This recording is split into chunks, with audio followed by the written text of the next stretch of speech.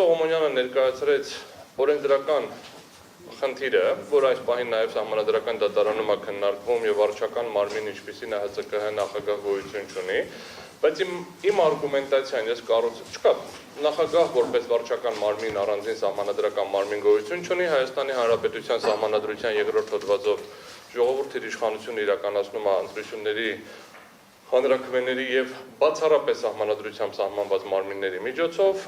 եւ այդ իշխանության յուրացումը հանցագործություն է սահմանադրության։ Սա ուզում եմ ֆիքսենք, բայց շարունակեմ առաջ քննարկելով։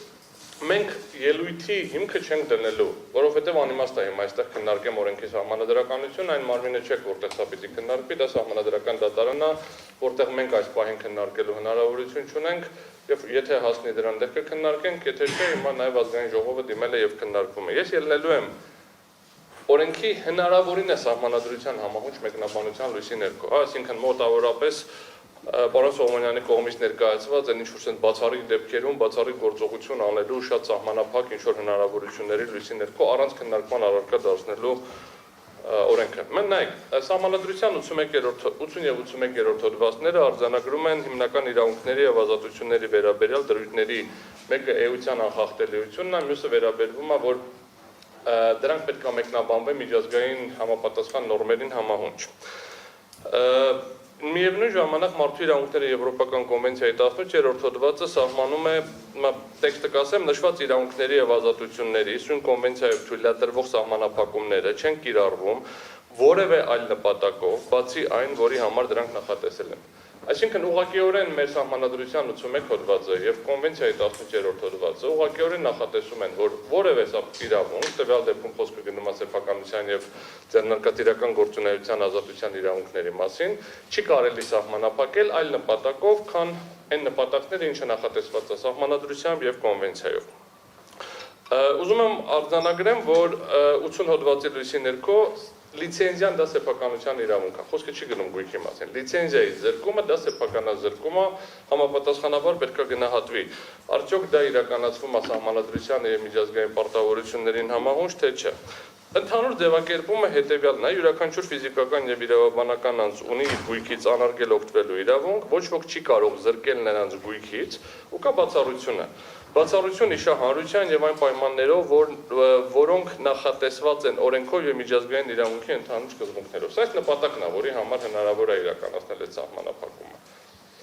Հիմա 18-րդ հոդվածի լույսի ներքո մենք գալիս ենք այն եզրահանգման, որ այդ սահմանափակումը որպեսզի լինի իրավաչափ, ապա դա պետք է հենց այս նպատակը հետապնդի, այլ ոչ թե այլ նպատակ։ 18-րդ հոդվածը մանրակրկիտ մեկնաբանվել է հենց Մերաբիշվիլիի գործով, որտեղ խոսքը գնացել է ազատության իրավունքի մասին։ Դատարանը արձանագրել է, որ կալանքը ֆորմալ առումով ճիշտ է եղել տրված Մերաբիշվիլիի դեպքում, սակայն ֆորմալ առումով ամեն ինչը ճիշտ անելով հանդերձ այլ նպատակ է հետապնդել Վրաստանը։ Եվ երբ որ ասել են այլ նպատակ, ասել է ոնց իմանանք ինչ նպատակ, մոտավորապես այդ ստանդարտը երկար չեմ ուզում ցիտեմ, ընդհանրապես կարճ կետերով կֆիքսեմ,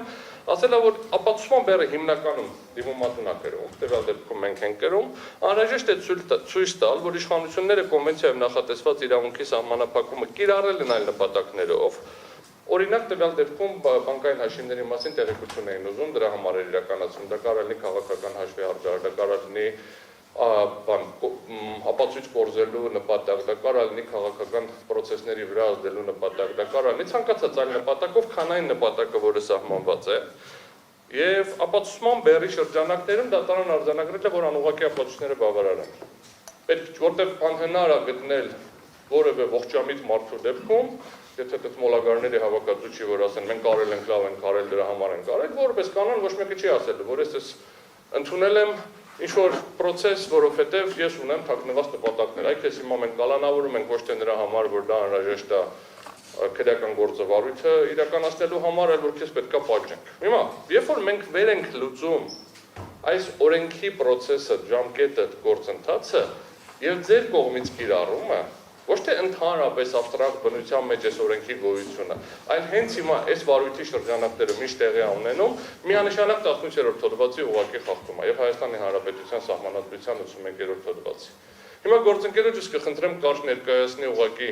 այս օրենքի ընդունելու հետ կապված փաստական հանգամանքները, որպեսզի հասկանանք, երբ է ընդունվել, ոնց է ընդունվելու ժամանակ ով ինչ է խոսել, դրան ինչ է հաջորդել, եւ դրանից ակնհայտ կերևա, որ այս ամբողջականության մեջ վերցրված ուղղակիորեն 18-րդ օրվացի խախտում է։ Դրանից հետո ես ավելի մանրակրկիտ ցույց կտամ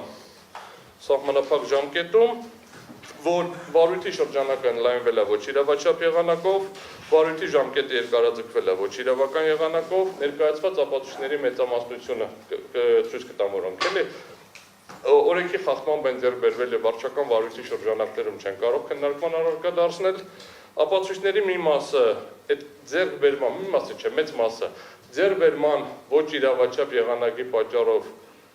արժանահավատ չեն, էլի կբերեմ հիմնավորումներ ցույց տալու համար եւ շատ հակիրճ կանդրադառնամ 6 կետից ընդամենը երևի 3-ին։ Հիմա խնդրեմ օրենքի ընդունման նախորդող եւ ընթացքում տեղի ունեցած գործընթացները քննարկենք, հետո ես անդրադառնամ արդեն հաջորդ վերլուծություններին։